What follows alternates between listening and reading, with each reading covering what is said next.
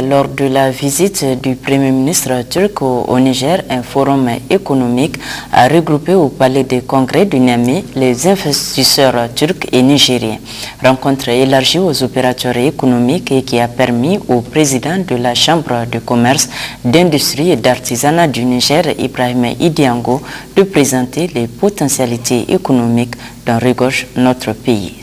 Mieux que des discours, je crois, nous sommes des hommes d'affaires du secteur privé. Il y a des paramètres sur lesquels tout homme d'affaires, tout investisseur, il y a des paramètres auxquels il se réfère pour décider d'investir ou de ne pas investir.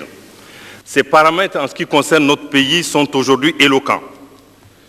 Des ressources du sous-sol, comme vous le savez tous, qui sont considérables et diversifiées. Et surtout, la volonté politique et les moyens de les mettre en valeur.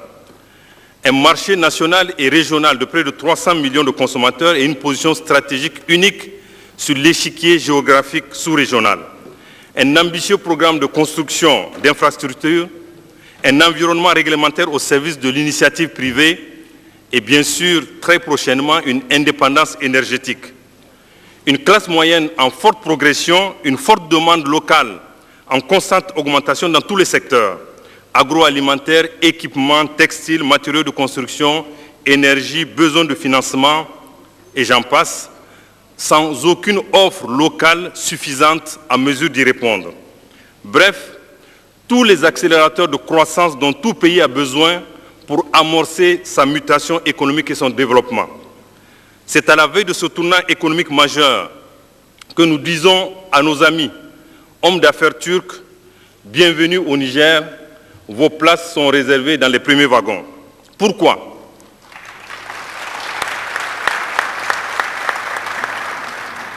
Parce que le secteur privé et les hommes d'affaires turcs ont mondialement acquis une réputation de compétence, de professionnalisme, de sérieux qui force l'admiration.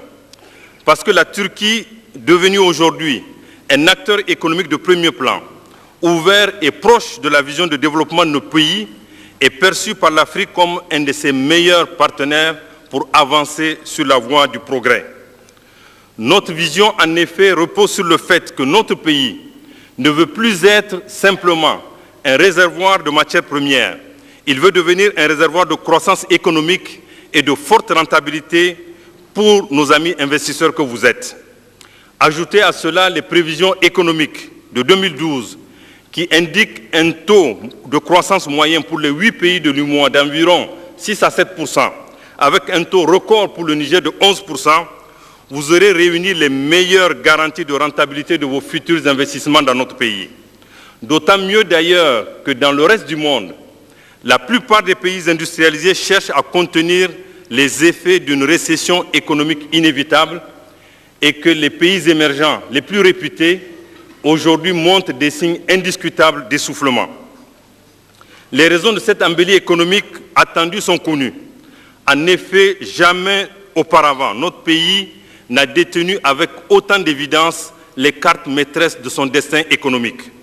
Démocratie apaisée, mise en exploitation d'importantes ressources minières, des outils de promotion de l'investissement privé opérationnel, des garanties indiscutables pour les investisseurs extérieurs et des partenaires locaux disponibles.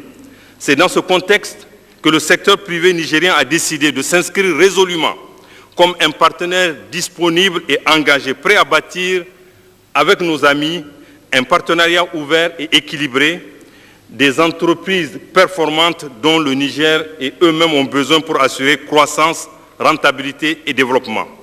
Dans quel secteur? Vous les verrez dans les fiches de projets qui seront soumis à votre attention et dans des discussions que vous ne manquerez pas d'avoir, je suis sûr, très fructueuses avec les hommes d'affaires et les représentants du secteur privé nigérien qui sont venus cet après-midi très nombreux.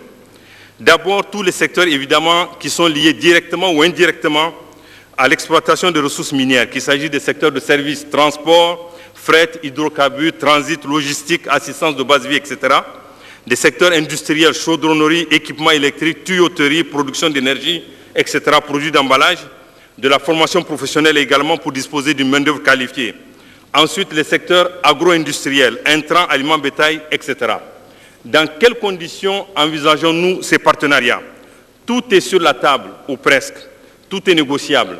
Qu'il s'agisse des aspects financiers, techniques ou industrielles. Nous croyons profondément en l'avenir économique de notre pays.